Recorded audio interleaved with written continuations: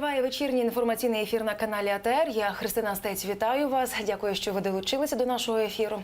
І далі впродовж майже півгодини з гостем нашої студії будемо говорити про знакові міжнародні події дня вчорашнього і дня сьогоднішнього.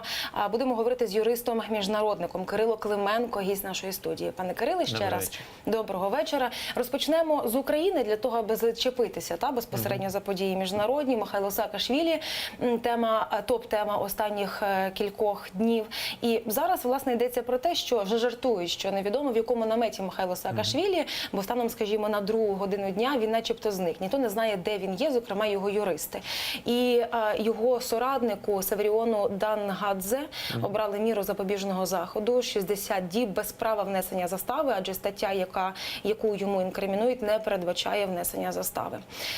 На вашу думку, як ці події можуть розгортатися далі? Абсолютно вірно ви зазначили, що стаття Кримінального кодексу, яка інкримінується, тобто це спроби повалення державного ладу, не передбачає внесення застави, і тому з точки зору судочинства тут абсолютно процедурні речі відбуваються, нічого екстраординарного. Тут питання в тому, чи буде доведена вина, яка інкримінується і Северіону Дангадзе, і Саакашвілі в межах цих 60 днів, які відводяться на слідство. Питання в тому, що якщо взяти до розрахунку попередній досвід Михайла Саакашвілі як президента Грузії, він абсолютно розуміє, що таке спеціальний зв'язок і що таке прослуховування. Тим більше, якщо припустити, що він вів якісь переговори з агентами Курченка або з самим Курченком розмовляв, то навіть не враховуючи можливість бути зафіксованим спецслужбами і Росії, і України, він, виступаючи послідовно за те, щоб не сідати за стіл переговорів з баригами, як він їх завжди називав, він міг бути записаний особисто Курченком для того, щоб в майбутньому бути шантажованим з його сторони. Тому сама ситуація, вона виглядає якось гротескно і неправдоподібна. В цьому випадку, якщо прокуратура України не доведе автентичність цих плівок, це буде надзвичайно потужний удар по репутації самої прокуратури, не враховуючи вже удару відповідно до нападів на НАБУ. Тобто це дуже така хитка позиція. Є частина людей в Україні, які підтримують Михайла Саакашвілі, є його прибічники, його соратники, зокрема біля Верховної Ради, вони в цьому імпровізованому наметовому містечку перебувають, де час до часу силовики шукають Михайла Саакашвілі. І знову ж таки вчора у столиці Грузії, Тбілісі, теж відбулася акція на підтримку Михайла Саакашвілі і акція проти його екстрадиції з України до Грузії. За інформацією, там було близько 3000 членів партії «Єдиний національний рух». Давайте згадаємо, як це було вчора, і продовжимо. Вони аж туди відставили.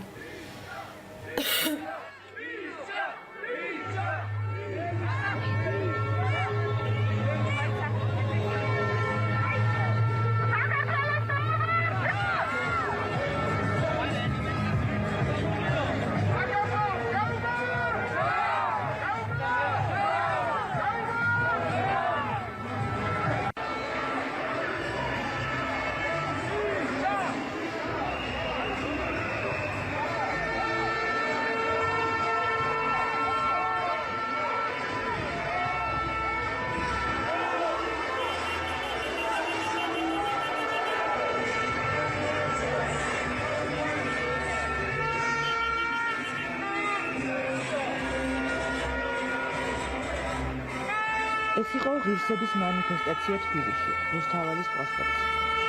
ათასობით ადამიანმა აქედან გამოუხატა მხარდაჭერა საქართველოსთან ბიზნეს ივანიშვილის შექმნისამდე. Власне, ми бачили, що відбувалося вчора в Тбілісі. І більше про це прокоментувати і розказати про настрої, які зараз у столиці Грузії, загалом в країні, ми попросимо політолога безпосередньо з Грузії. Гела Васадзе з нами наживо скайпом. Здравствуйте, слышите ли вы нас? Здравствуйте. Да, слышу хорошо. Здравствуйте. Видели мы только что акцию, которая вчера происходила на поддержку Михаила Саакашвили. Это долгосрочная акция или, может, она была только вчера, сегодня уже ничего нет? Что сегодня происходит в Тбилиси и какие настроения? Нет, ну это разовая такая акция, акция солидарности. Ненормально, это вполне естественно. Значит, акция организована единым национальным движением. Это партия Михаила Саакашвили. Михаил Саакашвили является до сих пор председателем этой партии. Несмотря на то, что он лишен гражданства Грузии, но председателем он остался.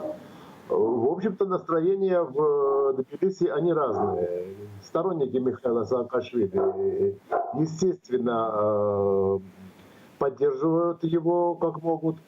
Противники, соответственно, значит, ругают.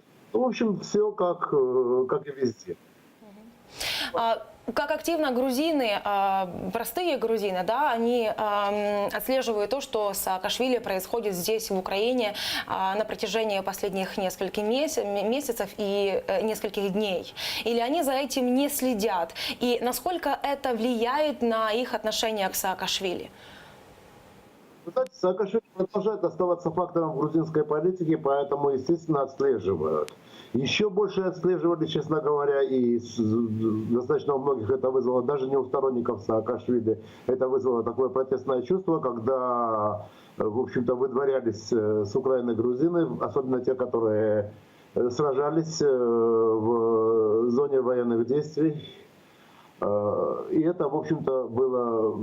На это общество реагировало достаточно болезненно. Что касается Михаила Саакашвили, то я еще раз повторю, что да, естественно, следят, потому что Саакашвили – это не вчерашний день Грузии. Саакашвили, он актуален и сегодня, хотя, может быть, менее актуален, чем, допустим, несколько лет назад, но, тем не менее, он продолжает оставаться фактором в грузинской политике. Ну и, кроме всего прочего, естественно, то, что во всех этих событиях принимают участие наши сограждане, люди, которые связаны с Грузией, люди, которые по происхождению из Грузии. Естественно, для Грузии, для жителей Грузии это немало. Ну и плюс к тому я хочу сказать, что Украина сама по себе всегда была не чужой страной для жителей Грузии, всегда переживали, всегда нервничали, даже когда там не было, вот, скажем так, грузинского фактора. Поэтому тут все как бы переплелось вместе. А следят и что говорят, что думают, как относятся? По-разному. Я же сказал, те, которые поддерживают Михаила Саакашвили, естественно, следят и говорят о том, и желают ему удачи. Те, которые противники, таких тоже немало, которые не любят Саакашвили, те говорят о том, что он для всех является проблемой, в том числе и для Украины. А основная масса, в общем-то, следит с интересом просто. А как бы вы лично оценили то, что происходит с Саакашвили в Украине? Задержания, эти протесты. Кто-то тоже поддерживает Саакашвили в Украине, кто-то не поддерживает. Обвинения. Как бы вы это оценили? Вы знаете, я бы оценил прежде всего это с точки зрения украинской государственности, потому что для меня, конечно, мне важно и интересно, что происходит с Саакашвили, что происходит с грузинами, но для меня самое главное то, что происходит с Украиной в данный момент. А вот то, что для украинской государственности, то, что происходит, это крайне плохо, причем речь идет о целом комплексе проблем, и Саакашвили тут отдельный фрагмент. Я хочу сказать и о реакции Запада на это все, и о реакции Запада на антикоррупционную, на увольнение главы антикоррупционного комитета и вообще на действия антикоррупционного комитета и на действия власти против антикоррупционного комитета. В общем-то, ситуация достаточно серьезная, ситуация такая, что власти, у меня есть моя, значит, собственная версия происходящего, я думаю, что это результат внутривластной политической борьбы, очень тяжелая, которая идет сейчас в Украине. И, в общем-то, у нас вообще на всем постсовке политическая борьба – это борьба без правил. Но в Украине она принимает какие-то диковатые формы, извините. Спасибо. Спасибо вам за комментарий, за то, что вы нашли возможность вийти з нами на зв'язок з Грузії. Я глядачам нагадаю, що це був політолог Гела Васадзе, який, власне, розповів про те, як у Грузії реагують на те, що з колишнім президентом цієї країни відбувається на території нашої країни. Я нагадаю, що Кирило Клименко, юрист-міжнародник, гість нашої студії. Власне, пане Кириле, ми почули, що нам сказав безпосередньо політолог з Грузії, як там сам оцінюють і бачить ситуацію, яка відбувається, зокрема, і в Україні. І, власне, що важливо, він сказав, що його безпосередньо, як професіонала, навіть більше хвилює не те, що відбувається з Саакашвілі в Україні, а те, що з Україною відбувається в контексті світової політики, власне, і завдяки цій ситуації Саакашвілі, і завдяки скандалам з антикорупційними органами. Як би ви оцінили реакцію, зокрема, Європи на те, що відбувається з НАБУ? І, зокрема, була реакція з приводу Єгора Соболєва, якого вже зняли з очолювання комітету. Це вже не просто занепокоєння, це вже більш жорстка риторика, як на мене. Тут не можна не погодитися з грузинськими колегами. По-перше, щодо акції протестів в Грузії, логічно, що будь-яка політична сила, яка очолювана лідером, який став предметом суспільного інтересу або ньюзмейкером останні дні, скористатися цим шансом абсолютно логічно було і вивести своїх прихильників, зайвий раз заявити про себе саме в межах грузинської політики. З точки зору реакції на події в Україні у справі Саакашвілі та справі антикорупційних органів, тут, на жаль, треба визнати, що можновладці українські, вони не прорахували тих наслідків, до яких такі події призвели. По-перше, питання із затриманням Саакашвілі, а потім громадським протистоянням і його визволенням з цього фургона СБУ демонструють безсилість державної влади в Україні забезпечити так звану законність, якщо брати до уваги тільки процедурні моменти. Особливо це занепокоює після того, як Саакашвілі перетнув державний кордон, і формально він порушив закони України при перетині кордону і був оштрафований.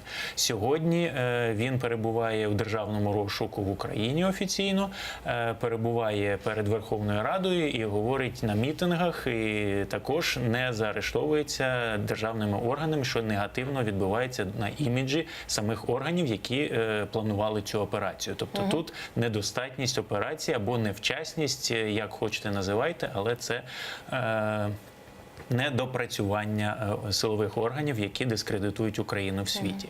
Щодо атак на антикорупційні органи, це абсолютно аналогічна ситуація, тим більше, що всі знали заздалегідь про форум в Сполучених Штатах, про повернення активів незаконно отриманих, де 4 країни, зокрема і Україна, розглядається це питання. Туди будуть запрошені всі керівники силових відомств України. І саме напередодні цього планового міжнародного заходу відбувається такий, м'яко кажучи, наїзд на НАБУ і ця справа з Державною міграційною службою.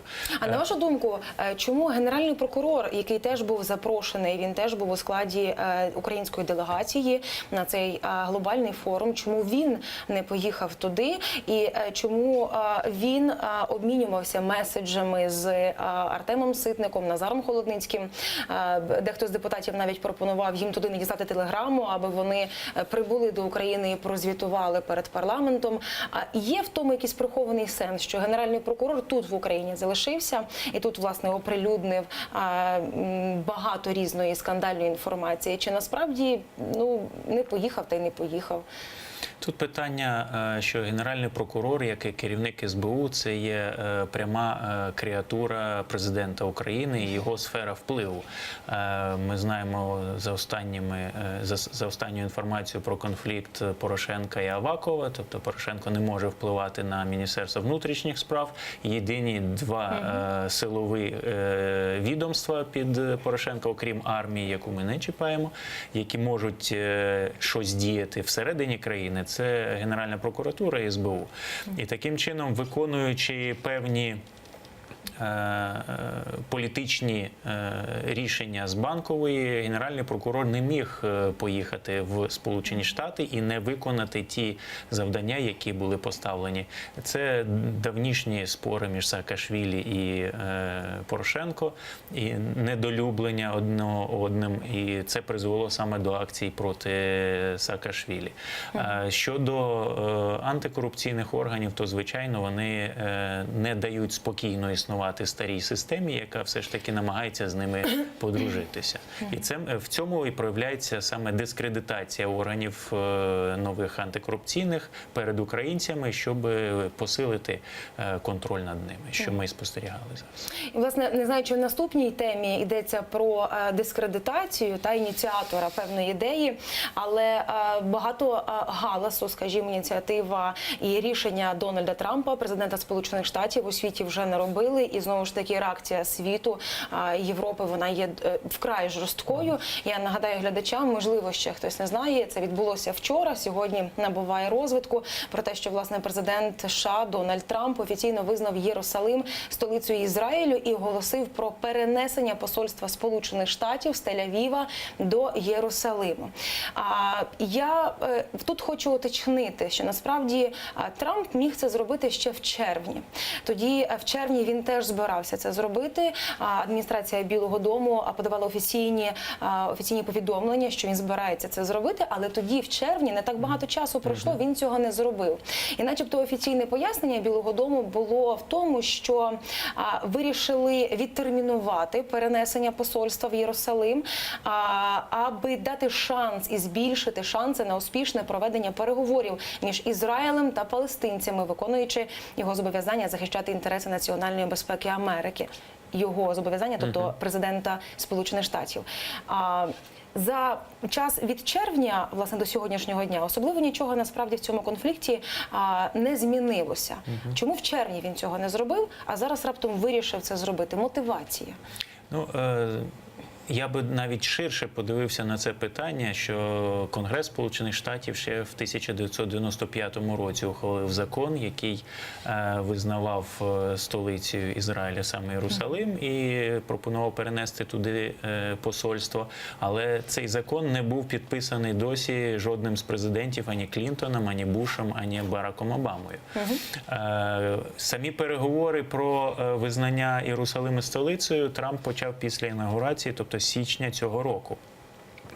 Далі, як ви правильно кажете, влітку також були спроби поновити це питання, і воно всплило саме зараз. Особливо для Америки ніякої геополітичної користі або економічної це рішення не приносить. Це суто політичне декларативне рішення на користь Ізраїлю. То питання, якщо немає жодної користі у Америки саме сьогодні, то тоді треба шукати політичну зацікавленість самого президента, який прийняв рішення саме сьогодні, тобто в ці дні, вчора, як ми знаємо, проголосити це рішення. Якраз після того, як коло навколо Трампа почало звужуватися після згоди колишнього керівника ФБР співпрацювати з слідством і визнання дачі неправдивих свідчень під присягою. Потім був твіт Трампа про те, що він знав про це і тому звільнив цього очільника. І потім спростування, що нібито твітом Трампа скористався його адвокат, що також виявляється абсолютно неправдоподібним і безглуздим з точки зору навіть юриспруденції, що адвокат Трампа замість нього робить такі пости і потім залишається і при посаді, і при виконанні своїх обов'язків. Тому, на мій погляд, чому сьогодні обраний час проголошення Єрусалиму, це відволікти увагу від Трампа, особливо, що він усвідомлює абсолютно чітко негативні наслідки цього рішення для арабо-ізраїльських відносин. Тобто вони будуть переведені в дуже жорстку форму і не виключно, що до кровопролиття. Власне, про наслідки ми продовжимо. Ви кажете, аби відволікти увагу від Трампа. Ну, як на мене, це рішення, його як президента Сполучених Штатів, навпаки, вкотре привернуло до нього увагу. І, власне, ми увагу, зокрема, світової спільноти. І є з приводу цього дуже багато абсолютно категоричних заяв. Одна з них – це є заява президента Туреччини. Реджеп Таїп Ердоган з цього приводу висловився. І давайте, власне, почуємо, що він сказав. Шановний Трамп, Єрусалим – це червона лінія для мусульман.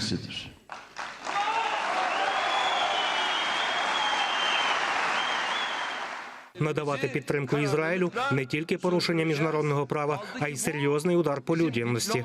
Ця ситуація може привести до розриву наших дипломатичних відносин з Ізраїлем. Це, власне, категорична заява. Є ще менш категоричні заяви. Зокрема, президент Франції Еммануель Макрон висловив стурбованість щодо цієї ситуації, занепокоєний рішенням Трампа і Європейський Союз. Завтра ООН проведе засідання через рішення Сполучених Штатів щодо Єрусалиму. І з цього приводу, не з багатьох приводів висловлюється Папа Римський. Папа Римський теж висловився з цього приводу. Я, власне, зачитаю, що Папа звернувся з відозвою про те, щоб дотримання статус-кво цього міста у відповідності з резолюціями ООН було загальним зобов'язанням. Більшого привернення уваги і більшої реакції, не знаю, чи можна, скажімо, собі уявити. Питання в тому, що Ізраїль є столицею 3 релігій, а всі релігійні конфлікти, вони надзвичайно важко виліковні і вони тривають століттями. І тому всі мудрі радники завжди радять своїм керівникам не чіпати питання релігії. Тут зіткнення мусульманства і християнства якраз провокує, і тому Папа і відреагував на це рішення. І саме зміщення акценту від персони Трампа як президента, який може бути підданий процедурі імпічмента всередині Сполучених Штатів, і персони Трампа як президента, який провокує міжнародні скандали. І в цьому зв'язку, з точки зору наслідків для України такого рішення і для світового співтовариства, я би хотів нагадати, що Східний Єрусалим анексований Ізраїлем в результаті війни і не визнаний світом як суверенна територія Ізраїлю. Визнання Америкою Східного Єрусалима, тобто Єрусалима в цілому як столиці Ізраїля, легалізує анексію цієї частини міста. А ми пам'ятаємо про анексію Криму, і таким чином Росія зможе апелювати як прецедент з Косово, що Америка ж визнає Ізраїль суверенною державою і столицею Єрусалим як ціле місто. І таким чином, чому ви тоді проти нас виступаєте щодо анексії Криму? Тобто це дуже небезпечний прецедент саме з точки зору того, що під цим стоїть. Тобто наслідки надзвичайно негативні для всього світу, і тому це провокує таку міжнародну спільну реакцію проти такого одностороннього рішення Америки. А скажімо, якщо пофантазувати, чи можна це сприймати як певний анонс або певний натяк того, як пізніше, скажімо, офіційні Сполучені Штати в особі президента Сполучених Штатів, власне, можуть назвати те, що відбулося в Криму. Якщо, скажімо, зараз ми більше сподіваємося на те, що цього визнання поки що його нема, то чи може бути це певним анонсом, що нам теж потрібно, скажімо, до чогось готуватися, і наші стосунки, скажімо, не стосунки, конфлікт, війна з Росією, скажімо, сягне якогось певного загострення на наступному етапі? Тут питання дуже складне з точки зору відносин Трампа і Росії особистих і підстави для імпічмента. Можливо, це і якийсь пас з американської сторони російській в якихось кулуарних переговорах з метою якось виправдати Росію в майбутньому. Але я би не порівнював саме історію Криму і історію Єрусалиму як однорідні явища. По-перше, немає такого сильного лобі в Америці, сильнішого, ніж ізраїльське лобі, тому Ізраїль в будь-якому випадку пролобіював таке рішення на свою користь. Інтереси Америки і Ізраїля дуже пов'язані, тому Єрусалим завжди був пріоритетною столицею на зовнішній арені Сполучених Штатів. А визнання Криму – це є перехід, переступлення принципів американської демократії, поваги до територіальної цілісності країн. Палестинська автономія не є країною в сучасному розумінні класичному суверенної країни, а це є тільки країна, яка намагається вже оформити свої кордони вже багато років, але досі це не урегульоване питання. І тому з Палестиною там менш одіозне питання для Америки, ніж з Кримом. Тому по Криму зрушок я не передбачаю. Але як прецедент дуже негативний. Власне, про наслідки заговорили, і наслідки насправді вже є. Ну, тобто вони, скажімо, не зовсім стратегічні, а тактичні. В Єрусалимі вже почалися заворушення, і вже місцеві засоби інформації повідомляють про те, що є постраждалі. І, власне, після того, коли Трамп визнав Єрусалим столицею Ізраїлю, біля стін старого міста десятки палестинців взяли участь у сутичці з ізраїльською поліцією. Конфлікт тривалий, конфлікт важкий, і особливо важко, що цей конфлікт на ґрунті певних релігійних речей. Якими можуть бути наслідки? Ну, я знаю, що розумію, прогнозувати тут не доводиться, але з точки зору історії, і з точки зору того, в якій моделі цей конфлікт вже розвивався, в якій моделі ми вже його знаємо, якими можуть бути наслідки, зокрема, для цього народу? Тут питання логічно може бути прослідковане, що такі дії в будь-якому випадку призведуть до ескалації конфлікту. І, на жаль, знаючи історію Близького Сходу і темпераменту південних народів, цей конфлікт і ця ескалація не буде просто мирним протестом. Це буде, на жаль, гаряча фаза конфлікту. З цієї фази виходити в якесь мирне урегулювання або придушення цієї активної фази буде дуже важко, особливо, що до цього часу Америка була стороною у переговорах, і зараз, проявивши свою прихильність на користь Єрусалима, вони втратили безсторонність в цьому процесі, про що попереджала палестинська автономія, закликаючи не визнавати Єрусалим столицею Ізраїля, бо це призведе до зсуву безсторонності Америки. Тому вона не зможе брати участь як посередник. І виведення Америки з переговорів таким чином залишає конфлікт безконтрольним ззовні.